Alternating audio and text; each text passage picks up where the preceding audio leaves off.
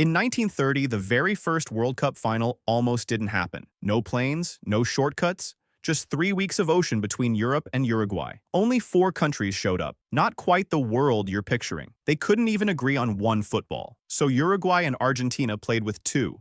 One ball for each half. Chaos, right from the first whistle. And yet they poured concrete for a stadium built for this alone. Out of nothing, in just months. It already felt bigger than a game. Argentina lost that final. And the anger didn't stay on the pitch. Borders closed.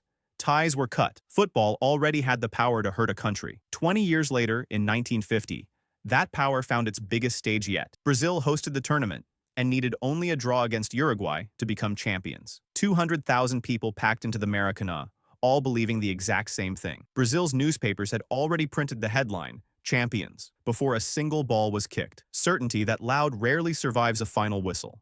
That's still the largest crowd to ever watch a football match, a record no stadiums come close to since. Then, silence. Uruguay scored, and it wasn't sadness, it wasn't anger, it was just nothing. 200,000 people, and not one sound. One man carried the blame for all of it. For decades, Brazil treated their goalkeeper as the reason they lost. He once said the maximum prison sentence in his country was 30 years. His punishment never ended. Brazil never wore white again. Football's most famous shirt exists because of this exact afternoon. Not tradition.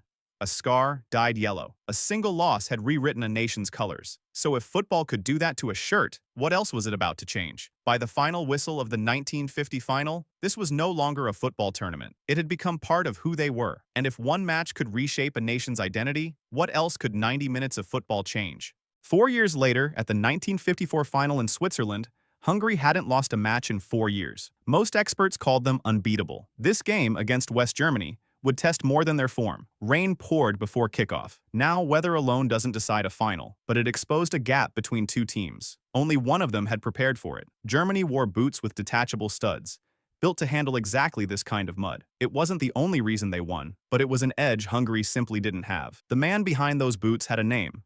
Adi Dassler. His company would soon go by a shorter one, Adidas. Adidas was already growing before this final, but this was the moment the world started watching what German players wore. Innovation had just become visible and valuable. Within years, boot design became a competitive race across every major team. A wet afternoon in Bern had become a blueprint. Prepare better than your rival, and you don't just win a match, you set the standard. Germany hadn't just won a World Cup, they'd shown that preparation could decide one. And football would never treat innovation the same way again. So if a pair of boots could change how football prepared, what happened when a camera changed how the whole world watched it?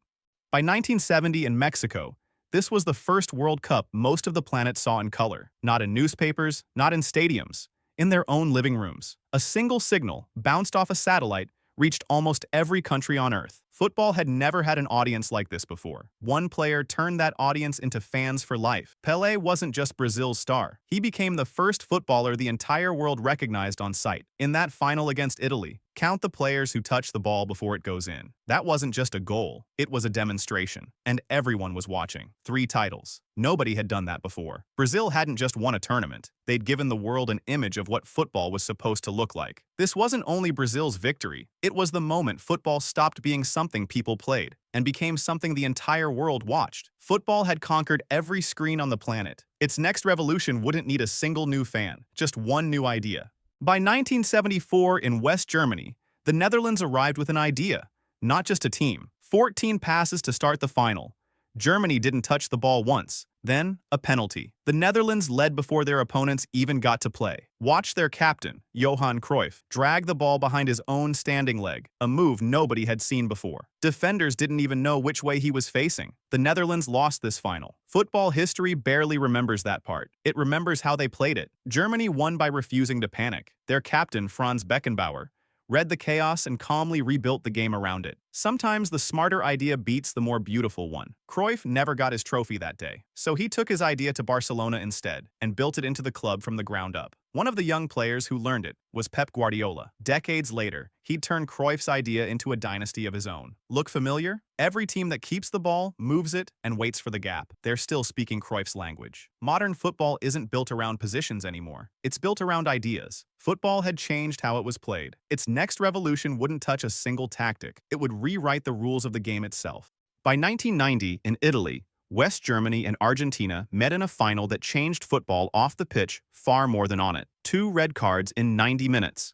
A record for all the wrong reasons. Journalists said football died that day. They weren't entirely joking. Those unbearable 90 minutes did what no committee meeting ever could. FIFA banned the pass back to the goalkeeper. A rule you've never even questioned. Exists because of this exact game. Football also changed how it rewarded winning. A victory went from 2 points to 3. Boredom, it turns out, can rewrite a rulebook. Even the referee never fully escaped that night. Proof that every rule change carries a human cost. Long after the headlines fade, every rule was finally in place. Every tactic, every incentive, every lesson learned the hard way. Only one final remained to prove it had all been worth it. That final came in Qatar in 2022, Argentina against France. Now you know what you were actually watching. 2 goals in 97 seconds from Kylian Mbappé. Football rarely allows comebacks like that. This one did. For Lionel Messi, this wasn't just a trophy. It was the final chapter of an argument that had followed him his entire career. Remember that number from the start? Now you know why it broke records. 4 million people flooded the streets of Argentina. Some moments in football stopped being about football at all. Only 4 nations played in that first World Cup back in 1930. This one reached almost every country on Earth. Still the same sport, utterly transformed. Records fell on every screen, in every format,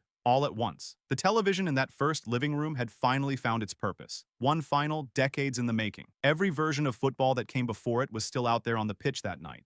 A silent stadium in 1950, a country celebrating in the streets in 2022. Same sport. Impossible distance traveled. That's what you were watching at the start, not an ending. Everything that built it. Every final you watch today carries all 7 of these inside it, whether you notice them or not.